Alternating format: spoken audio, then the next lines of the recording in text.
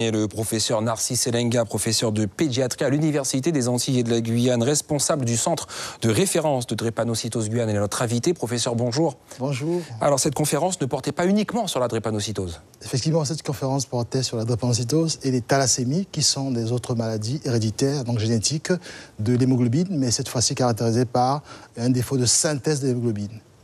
Alors, malgré le fait que la drépanocytose touche prioritairement les populations noires, on a l'impression que ça reste peu connu. La drépanocytose, c'est une maladie qui est fréquente dans le monde, bien entendu, qu'elle touche effectivement essentiellement les populations d'origine noire, mais aujourd'hui, avec les migrations des populations, les mélanges des populations, on a également des drépanocytaires sur les sujets de race caucasienne, avec les mélanges également des populations, effectivement. Alors, donc elle est peu connue, c'est vrai, du grand public, mais c'est une maladie qui est aussi fréquente, donc elle nécessite d'être de mieux en mieux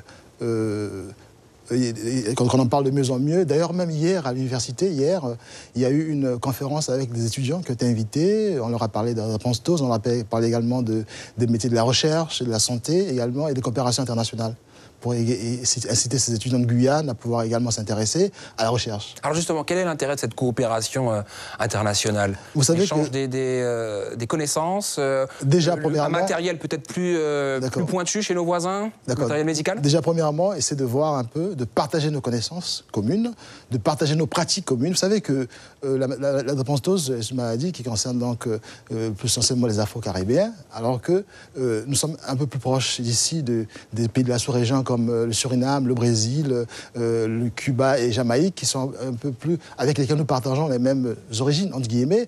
Donc c'est pour confronter nos espérances communes, voir effectivement au niveau de la recherche ce qui se fait en Guyane, ce qui se fait également dans la Caraïbe, mais on a également été assisté par d'autres qui viennent de métropoles, qui viennent des États-Unis, mais également de l'Angleterre, afin donc de pouvoir s'asseoir, réfléchir sur l'avancée de la recherche et voir ce qu'on peut faire pour améliorer la prise en charge des patients. Alors justement, est-ce que la Guyane est équipée pour la prise en charge de ces patients, pour les accompagner, voire même pour traiter cette maladie? Fort heureusement, nous avons donc la possibilité en Guyane, nous le faisons depuis 1992, ce qui est énorme, puisque lorsqu'on a essayé de voir, en comparant les pays de la sous-région, il y a beaucoup de pays qui font par exemple le dépistage néonatal, qui est l'élément le premier qui permettrait la prise en charge précoce des patients.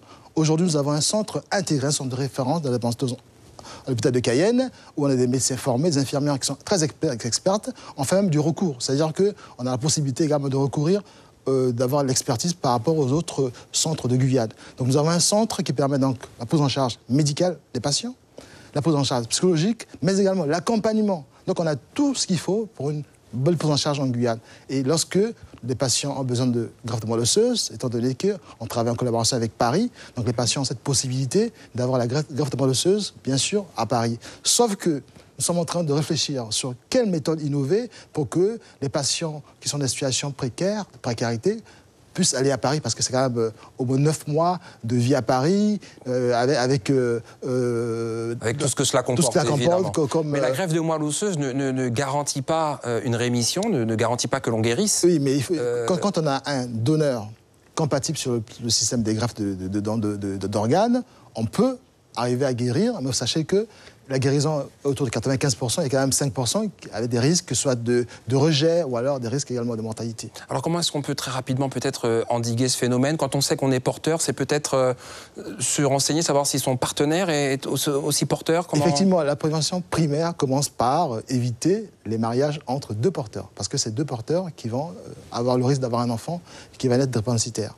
D'accord, ça fait 26 ans qu'on peut dépister. Oui, depuis 26 ans, le dépistage est fait à la naissance pour tous les nouveau-nés qui naissent en Guyane. Donc on peut dire que ceux qui ont moins de 25 ans, peut-être devraient savoir s'ils sont porteurs ou pas, mais ceux qui ont plus de 26 ans, ceux-là peuvent également se faire dépister chez leur médecin traitant. Très bien, merci beaucoup, professeur Narcisse Elenga, d'avoir répondu à nos questions.